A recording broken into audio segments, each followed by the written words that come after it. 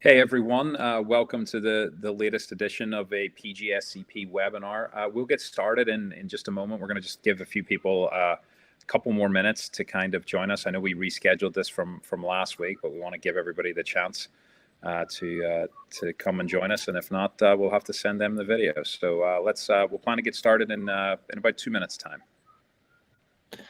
Great.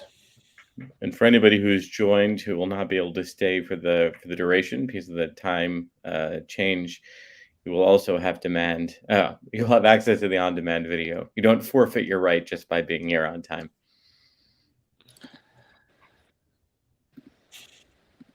Cool. While we're waiting, if anyone wants to put in the chat where they're coming in from.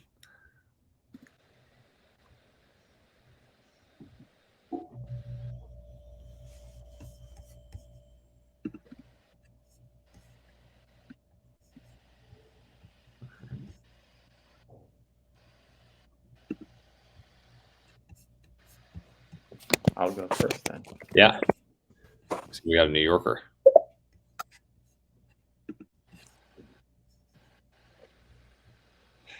Excellent.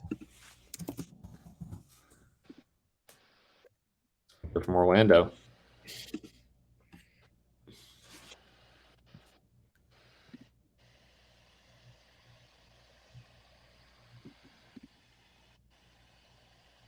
People are still joining. Yep. Still have people rolling in. All right. All right. Welcome. Bulgaria. All right. All right. Now we've expanded to 2 continents. Yeah.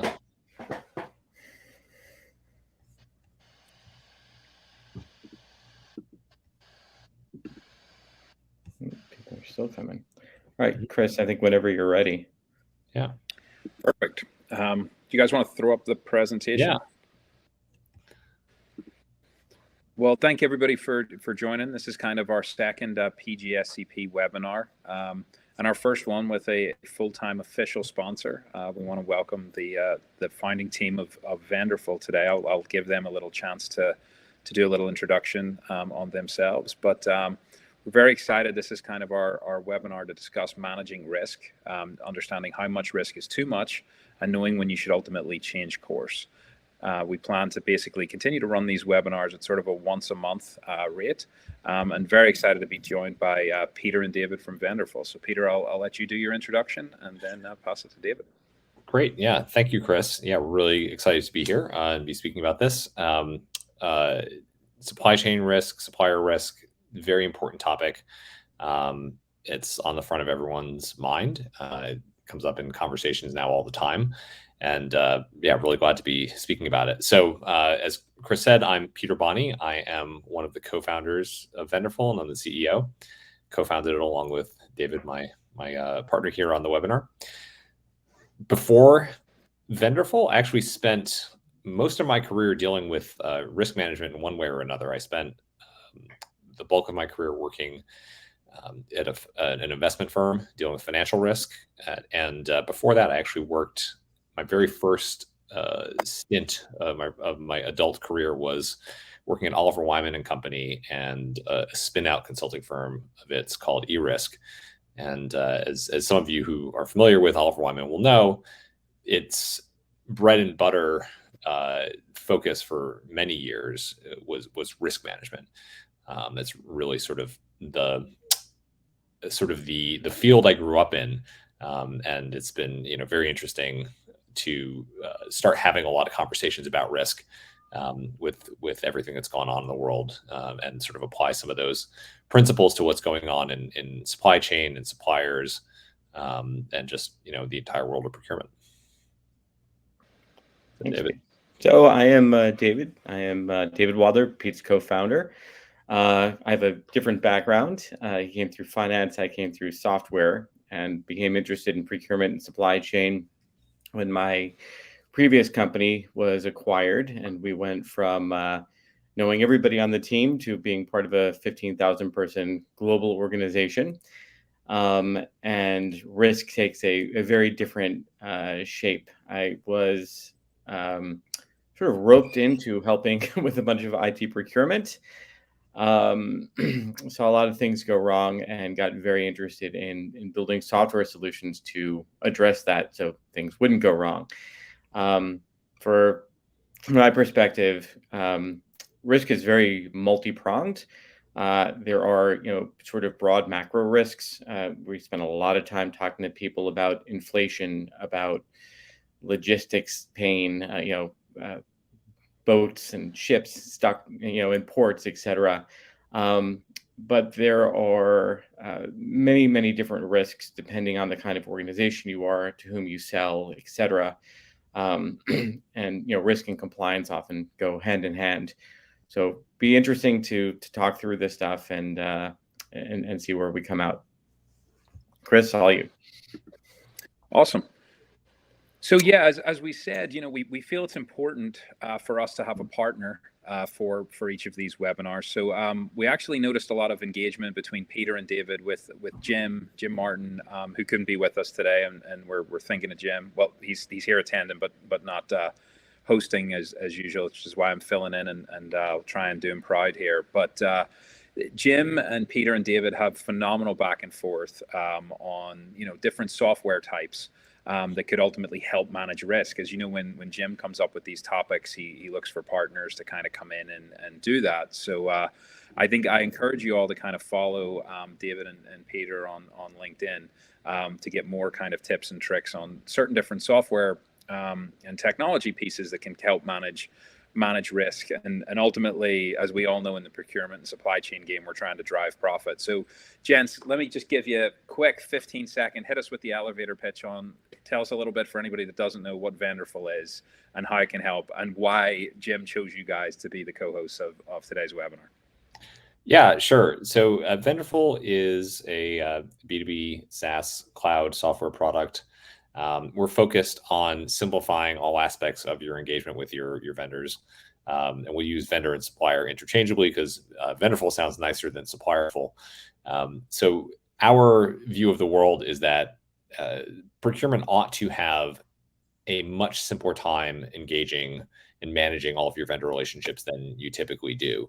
And you ought to have very easy visibility into all aspects of your supplier relationship. That's, not just static data, but spend data, performance, risk tools, data drawn from an ERP, sourcing events, contracts, really having all of that in one place, information that your people sort of jot down from call notes. Just saw a whole LinkedIn thread today from somebody at Bain about how the number one thing that she said she consistently comes up with as something that people can do to work to mitigate inflationary pressures is to have a central place where they record all price increase conversations they have with vendors. And it's amazing to me that, in this day and age, many organizations still don't have that. So yeah, it speaks to the challenges that, sort of existing procurement software presents for vendor management and the value creation that it prevents. And that's what we are trying to fix. Awesome. So you guys can find them both on LinkedIn, and of course go to www.vendorful.com, and check them out. Very affordable solution. As when we're discussing people to have on this, we did not want a monolith software provider, and as I could not encourage anybody to spend multiple millions of dollars to solve their risk problem, or I would not be a good webinar host. So Vendorful is a great affordable solution that's definitely worth you all checking out, and they do very good demos, which I've been impressed as helps me understand what's going on. So with that, well, let's get into this. And I think the first thing we want to really talk about is, man, how crazy has 2022 been? We thought 2020 was crazy. We thought 2021 was crazy. I'm not even putting monkeypox on this slide as part of where we're going and how that will affect it. But as when we drafted this deck last Wednesday, it wasn't around, or at least wasn't on my radar. But I think what we are hearing from a lot of the chief procurement officers, a lot of senior supply chain professionals, is the fluid procurement market is terrifying right now. There is so many changes. There's so many pieces in flux that it's just opening up the risk profile. Obviously we know we're in a multi-year global pandemic, or at least hopefully getting to the tail end of it. David touched on the supply chain disruptions and ridiculous price increases across everything. We're even seeing software providers. Jim and I had a great conversation about that recently, that software providers are significantly increasing, sort of double-digit price increases. And now we're having, other factors kind of coming into play in this. And I think what we really wanted to do, being a group that understands, purchasing, procurement, supply chain professionals, we really wanted to kind of get into, like, where are some of the biggest risks currently today? And we really wanted to tap David and Peter to kind of give us that level of, what are you guys seeing, and how would you kind of move around? So as we get into what we think are some of the risks, I want everybody to feel free to ask some questions so we can jump in and talk about some other things, and let's let our experts kind of talk about how they navigate those, but also how do they move things around to make sure that they reduce the risk. So the background of both a software and someone with investment experience is very crucial for this one. Yeah. So yeah, I'll start. I think, look, there's been a lot that's happened over the last several years. Obviously, I think the biggest theme is that, to me, is that supply chain and commerce in general just spent decades kind of moving more and more towards, sort of leaner and leaner and leaner operations, and sort of removing more and, increasingly removing buffer from the system, right? So that we got very, very efficient at moving stuff around the globe at low cost when everything worked right.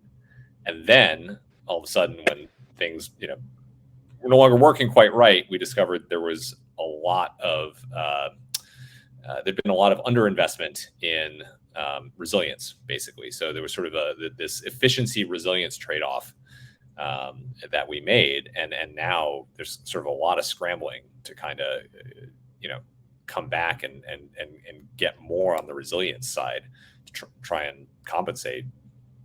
All right, what do you think, David? Do you sort of agree, disagree? Yeah, I would certainly agree. It's sort of casting it through the IT lens. The Dell model, right? Dell did not ever want to sit on inventory, which in the 90s was revolutionary. All the computers were effectively, created on demand, this, kind of almost a warehouse-free environment. And that really, created a model. And obviously with, the globalization of the world, and you can now, reach out to anyone, talk to them. It's really, the word now is exacerbated a problem, but this was not a problem, right? This was a luxury, and the luxury became a problem. I do want to quickly just turn some attention to the slide itself, which is an interesting thing. We're talking about risk, and I think about risk like going to the doctor. Risks, this risk that we're encountering now. Some of it, per your comment, Pete, is new, but some of it is sort of, well, I'll use the word endemic, which is on there, right? It's just part and parcel of working in procurement and supply chain. Problem is, it's like, you have a risk of heart disease, you have a risk of cancer. There are certain things that you can do to mitigate those risks, but ultimately, if you don't go to the doctor, you don't know where you stand. And what's fascinating, about the thing, when this is an illustration we've referenced, for some time, but I think in this new context, it means something different.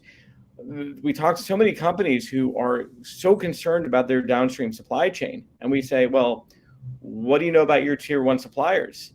And the answer is, well, not which ones? Not much, right? Right. And so this is a problem that has sort of been accumulating for years, and now everybody is reaping what they've sowed. We have a ton more complexity in the supply chain, and very little improved visibility, or no improved visibility from where things stood even 10-15 years ago. Yeah. I want to highlight one thing you said, which I think is a good thing to bear in mind. You use the word endemic. And I think in 2020 and still a little bit into 2021, there was a lot of talk about a supply chain crisis.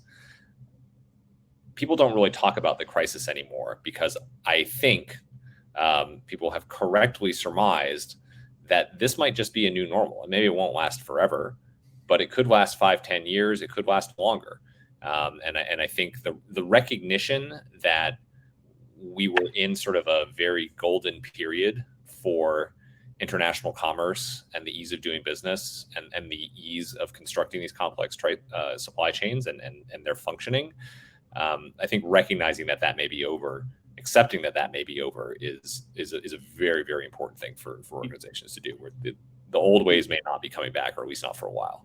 You can imagine that in 2019, if China had announced that they were shutting down entire cities for weeks at a time, bringing basically all manufacturing in those cities to a complete standstill, it would be the only news story for months.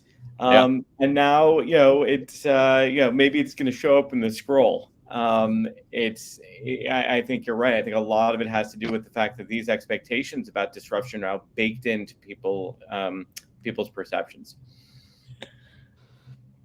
Good. Yeah, I mean, it's not good. It's saying it's good that I think people are looking at it, in a clear-eyed way, because it's just it's unfortunate, but it's yeah. There's a lot that's gone on, and a lot that's not coming back. So let's talk about what we can what we can do to sort of, again, mitigate. We can eliminate, but we can mitigate a lot of these problems. And one of the things that comes up repeatedly when we talk to different people in the industry, whether they're customers or prospects or just people we meet at trade shows or what have you, is everybody seems to have 37,000 systems, right? I've talked to people who work in procurement and supply chain, like, what systems do you use? And one of them told me, the better question is, what system do we not use? Because I think we have all of them. But the challenge here is, I don't know if it's too much of a good thing, but you have two primary problems. One is a lot of these systems that people talk about being procurement and supply chain systems are ERPs. And ERPs started out strictly as financial systems, have really evolved into something different. But foundationally, they are finance systems, and they don't necessarily provide the level of visibility or collect the right kinds of data, or at least not inexpensively, right? You might have to bring in consultants, et cetera, to do things. They're not for the kind of rapid, agile folks as a general rule. But the other thing is, to the extent that you're complementing your data or you have other sources of truth, the fact that they are spread across myriad systems effectively means that you've just created lots and lots of silos for yourself, which does not help you address the underlying issues. Yeah. So just last week, I had a conversation with somebody who heads up a procurement team at a very, very large pharmaceutical company. And so I'm not going to name names because it's well, anyway, it doesn't speak that great for their system situation, but there are 7 different systems that contain supplier information, 7, and they are not integrated. So that's 7 different systems that her team has to touch.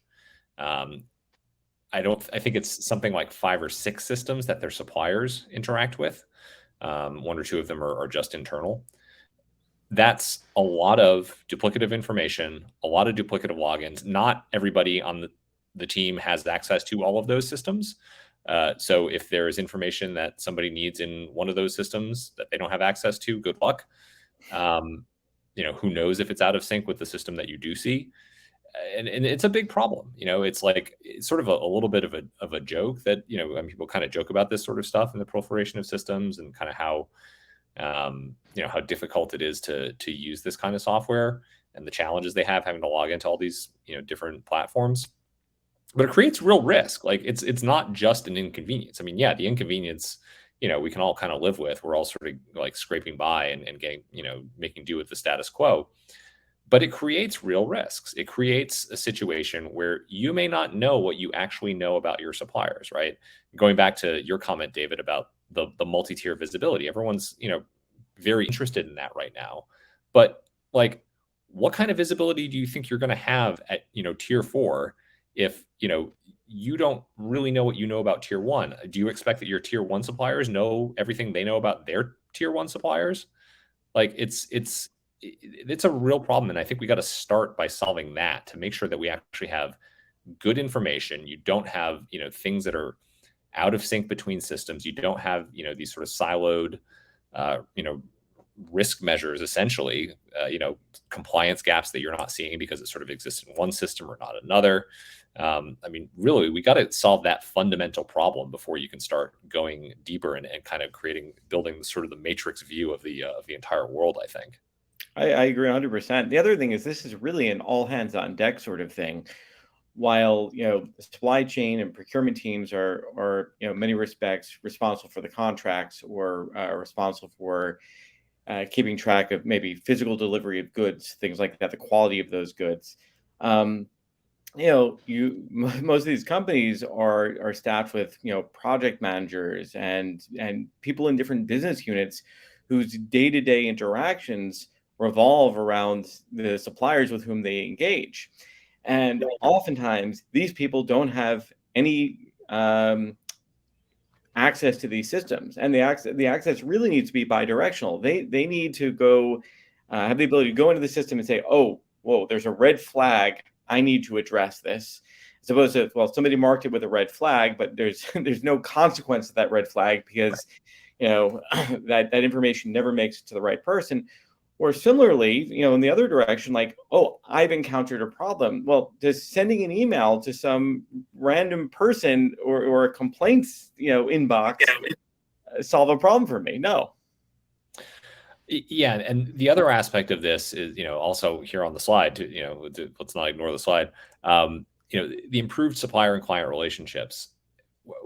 There's a blog post I saw over the weekend. I've got to reshare it on LinkedIn because it was so good, from a consultant at Kearney, and it talked about how 2022 is the year of the supplier, and really what she was getting into was the hoops that organizations, and I won't point the finger at procurement, but just organizations in general have asked their suppliers to jump through, and the challenges it has created for them, and the fact that bluntly, a lot of suppliers hate their customers. Yeah. They won't tell them that.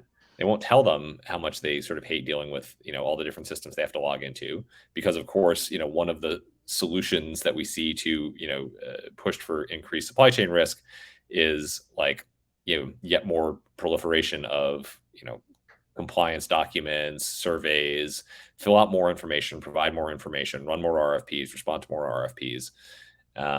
And suppliers don't like it. And, that's fine when the balance of power has sort of, been in one direction. The balance of power seems to have shifted. Like suppliers can be choosy about their customers. And I think it's just important to bear that in mind, that it really is a relationship, right? And trying to make things a little bit easier on the vendors in this equation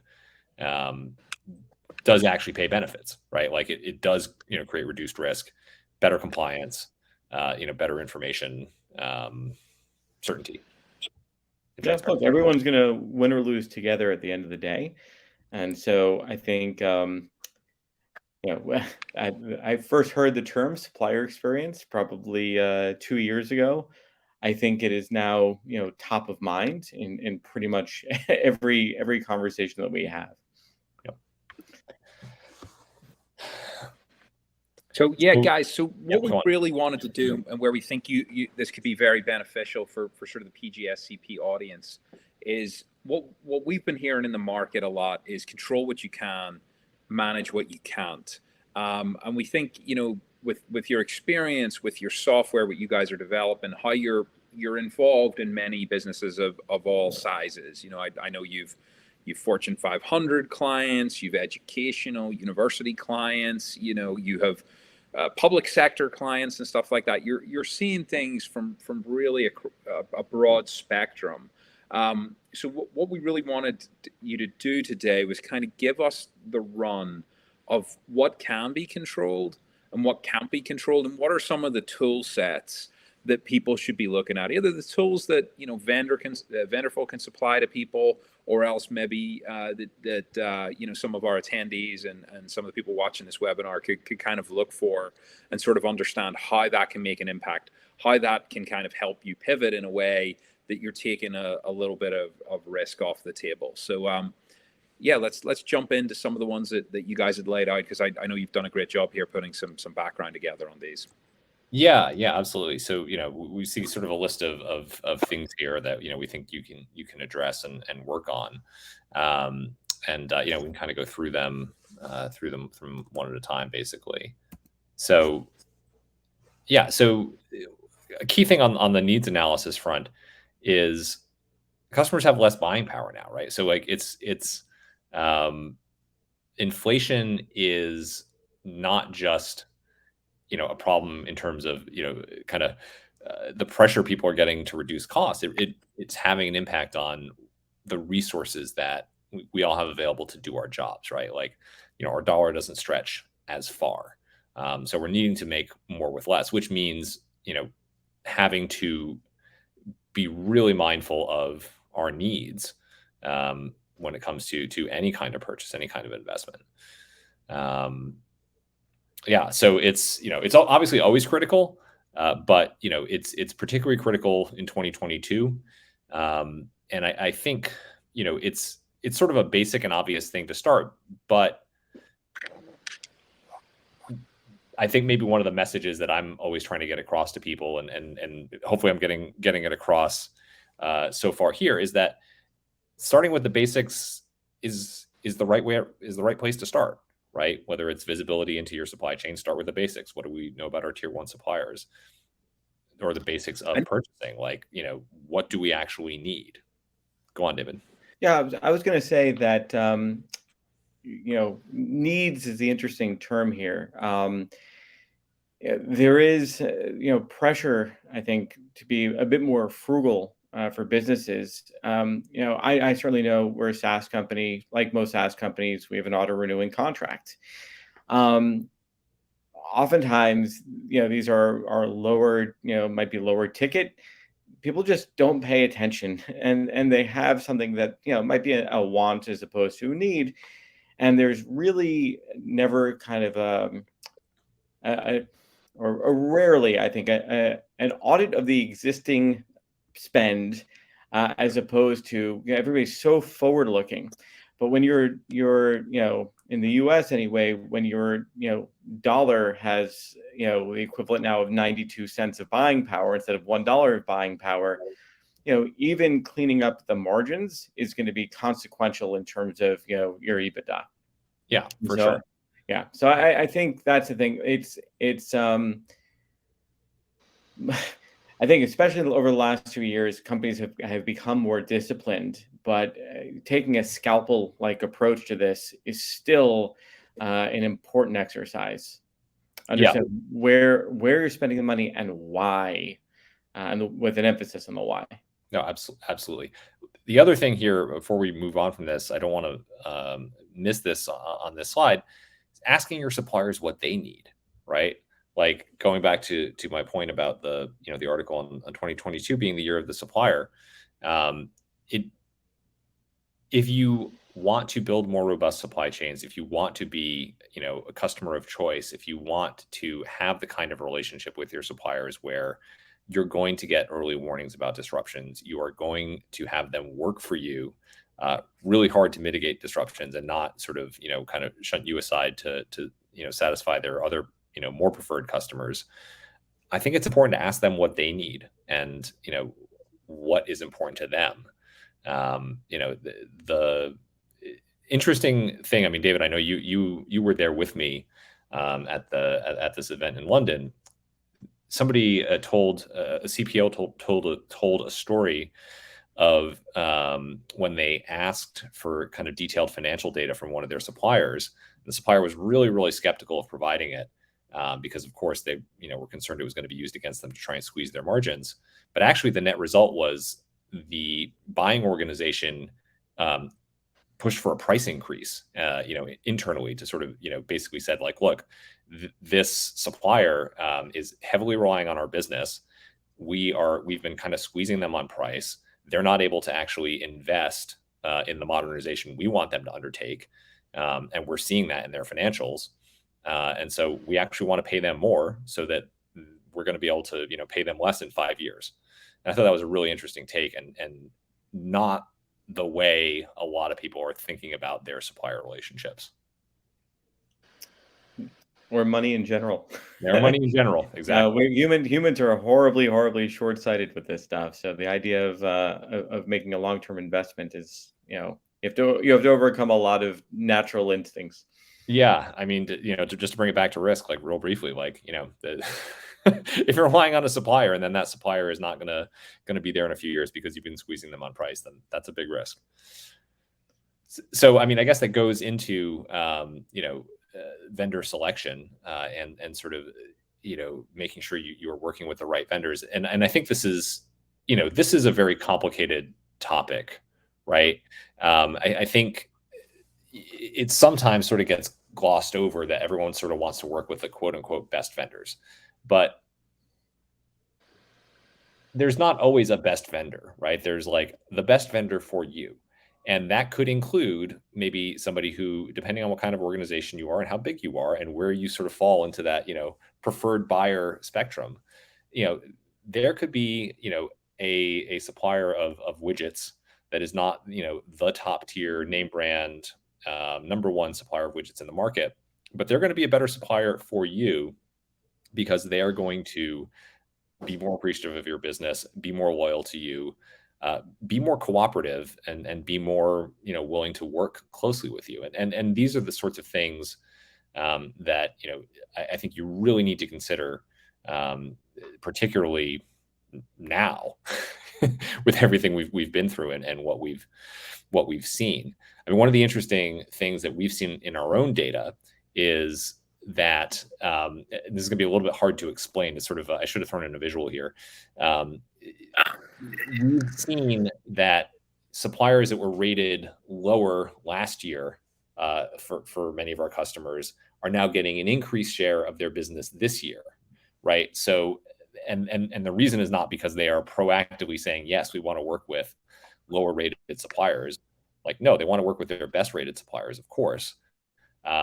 But they are, through a combination of their suppliers sort of selecting them and sort of, choosing who they're going to work with in an era of disruptions, and also kind of reevaluating what it means to,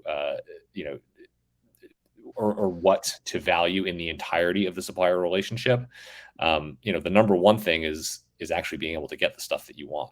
So, yeah, the other thing is just a quick 2-sentence thing is I think the era of single sourcing is over. That I know we talk to people all the time who are completely overwhelmed with the work, and it's just easy to check the box and say we have a supplier. But single sourcing, I think that the risks of doing that have really come to the fore over the last 2 years. Right? It was almost impossible to buy toilet paper in the United States for like 3 months. So having alternatives is definitely a worthwhile investment of time. Yeah, and just guys, sorry, Pete. If you guys can you just touch on like how many companies do you guys see that have these things in process, right? Like ESG is an example. Like everywhere we look in procurement, we're hearing about ESG, but many of these older systems, as you've said, for a lot of us that sort of grew up on the monoliths, right? Like it is financial data, right? We're not able to kind of go in there and be like, No. hey, my boss is asking me to get an ESG vendor or a minority owned business. Like, is that becoming more and more common? Is that important? Is there pieces in play in the market that regular Joe like myself, procurement pro, can go in there and get those things to make my job a little bit easier? Well, it depends. It depends how you do it. So yeah, our focus is on making your job a lot easier. And so we talked about I think on the very first slide that 50% of organizations have poor visibility into their tier one suppliers, and these are the ones these are the layups. And when you start to think about ESG, diversity, all that stuff, it's really your entire supply base that has to be contemplated. Like using diversity as an example, your top suppliers are likely to be the Fortune 1000, publicly owned companies, publicly traded, that obviously will not have diversity ownership, right, because they're owned by the public markets. And we talk to companies that want to put together, whether it's a scorecarding program or an ESG program or what have you. We said, well, what's the plan to do this? I said, well, we're going to send out about 4,000 emails to our tier 1 and 2 suppliers, or tier 1, 2, 3, whatever it is. And then we're going to collect all the data. And so, well, what's the alternative? The alternative, oh, well, we're going to spend, $750,000 on consultants to come in here and hook up our systems and add metadata. So, from our perspective, we've made all of this kind of self-serve. I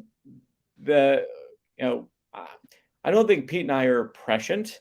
We didn't anticipate what was going to happen with this supply chain crisis, but what we wanted to do is build software that wasn't going to require, an incredible amount of investment in professional services, where you get, like some return, but not the ongoing return on that investment.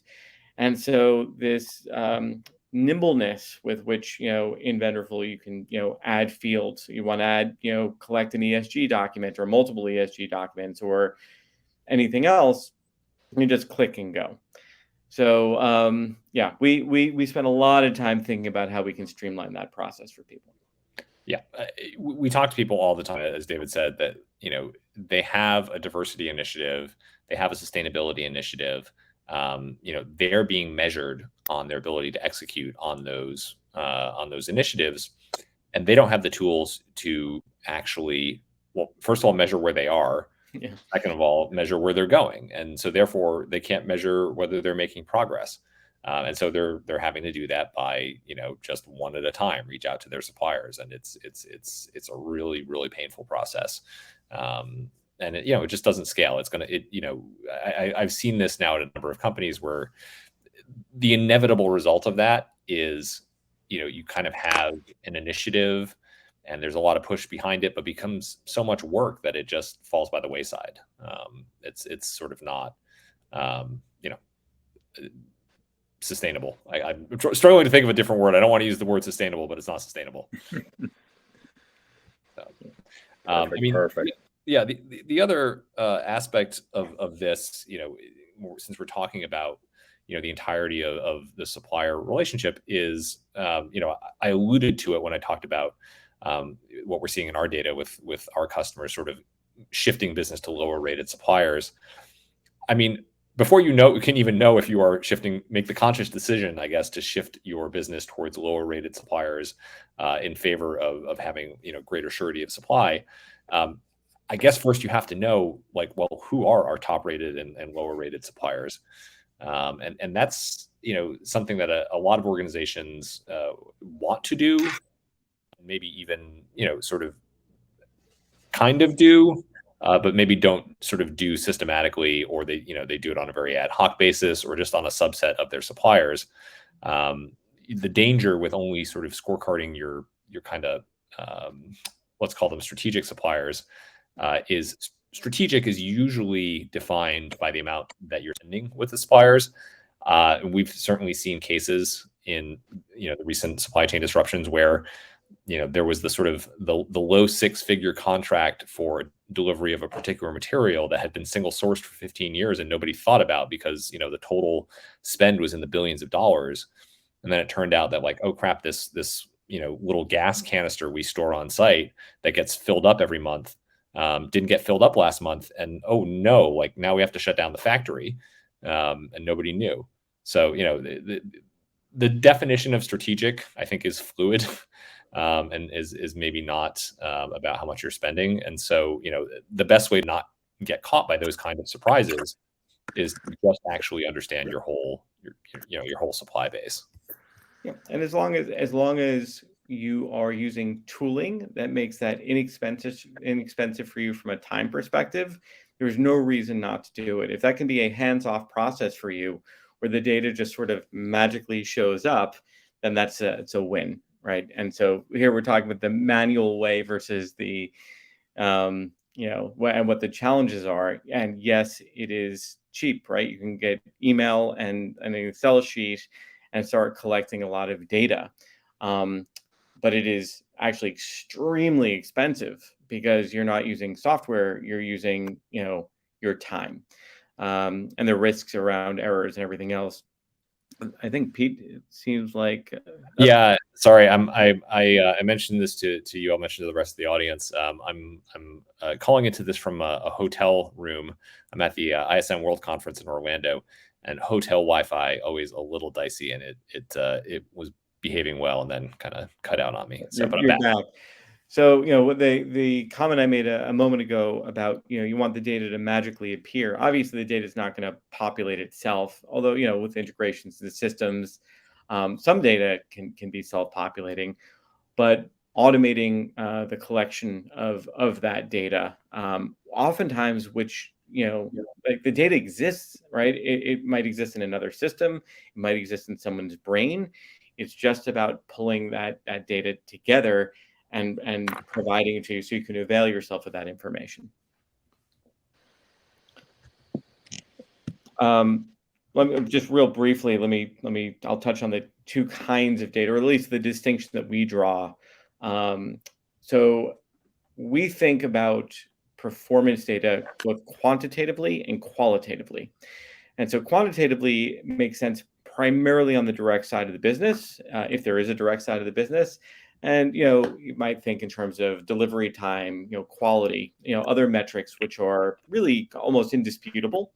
But then there's a whole qualitative element, and the qualitative might be the responsiveness, the relationship that you've built. How special does this supplier or vendor make you feel? And all of that information is important, right? And needs to be weighed, carefully. If, you have a supplier and they're always delivering on time, the quality is great, but they will never, ever, ever answer a phone call. That is a risk because it probably will not be perfect in perpetuity. And when you call, you're going to need someone to answer. So all of this data, needs to be collected from boots on the ground, people or stakeholders who are engaged with these suppliers directly.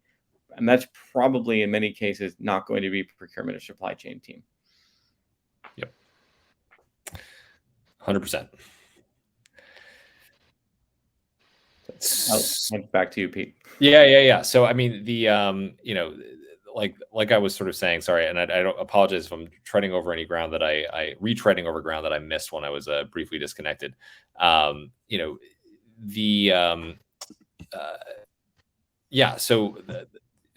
what was I saying? You got to start with knowing how your suppliers perform, right? So like, what gets measured gets managed, as they say. It is a warning as well as a prescription. But it is true. You need to, without having good data and good visibility into how your suppliers are performing, you just can't manage the supplier performance. And the fundamental thing we've learned, I think, with all the disruptions is you need to manage your supplier relationships, and you need to be prepared. And so I guess, kind of trying to sort of bring it home as we're actually running a little late on time here. We were trying to keep it to 45 minutes. From our view, like the number one risk overall, right, to put it together across all different categories, all types of spend, is just not understanding your vendors, right? Things are going to go wrong. There are going to be supply chain disruptions from time to time, and that will happen probably irrespective of what sector we're talking about. We've even seen supply chain disruptions on the software side in the past couple of years, which is wild.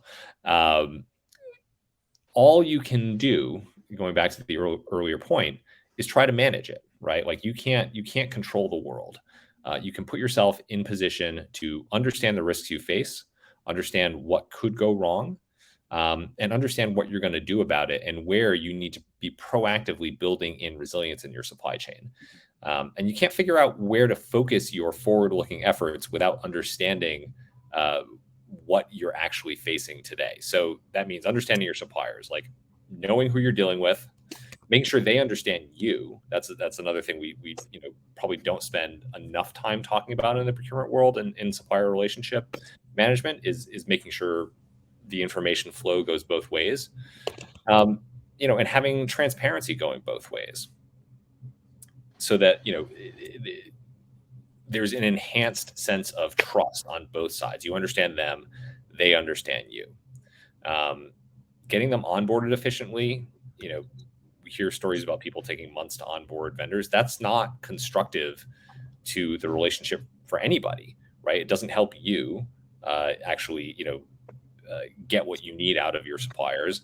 It doesn't help them kind of invest in the relationship and provide any kind of value add beyond just giving you the materials that you're paying for. At the end of the day, everybody needs to be happy with the relationship. And it's sounds a little sort of silly and warm and fuzzy to focus on and to try and end there, but I think it's critical. You can't stop none of us here can stop a land war in Europe, right? What we can do is we can develop relationships with our suppliers so that we can actually communicate with them, and have the forewarning, be on their first call list when they're starting to see problems, and be the kind of organization, be the kind of partner that they want to work with to try and mitigate risks. And then also, for the suppliers you don't have those relationships with, knowing that you don't have those relationships with them so you can get ahead of the curve and try to find the alternatives before you need them. I have nothing to add. Speechless. Speechless. My wife could only, wish that I'd be like this in the rest of my in my relationship with her. So yeah. So no, I mean, yeah. Go ahead, Chris. You can. No, I think that's awesome. I think you really brought it home there. I think we can open it up if there's any questions or any other final thoughts from yourself or David. Yeah, we're a little over time, so we can be reached at our first names at vendorful.com. If offline, it's just easier. Peter at vendorful.com, David at vendorful.com. Please don't hesitate to reach out, and we'll do our best to provide good answers. Yep, or if you or any of your colleagues happen to be at ISM World right now, stop by the Vendorful booth. I will be back down there in about 5 minutes. My colleagues are there now, so thanks a lot, Chris. It's been great talking with you. Yep. Thank you for having us. Yeah. Well, we'll let everybody go, and just for anybody watching the video, if you have any questions, like David and Peter said, first name at Vendorful to reach them. Their website is www.vendorful.com, and then obviously for all of us at PGSCP, it's www.pgscp.com. And we might have a question coming in. I'm seeing someone typing at the moment. So it was a thank you. No, someone's typing. I see. Yeah, we can hold off for a minute. Yeah. We might have one question. Thank you. So thank you very much. Nous en prie, Amandine. La prochaine fois en français. There you go, showing off, David. Just want to be nice to people with French names who I assume are French speaking. Although I probably massacred the accent. All right. Well, Awesome. thank you very much again, Chris. It's been a pleasure speaking with you. Right. Yep, and thanks to everybody who attended. And we'll be sending out the video of this, so please feel free to forward it to your colleagues, your bosses, anybody that you want. And hope you enjoyed it. If you watch it on demand, we'll be in touch with our next webinar, which will likely be the second week of June. We're shooting for. We'll have some details, and if you have any ideas, questions, just email us at on the contact forms at pgscp.com. Perfect. Thanks everybody. Have a great day. Bye-bye. Bye.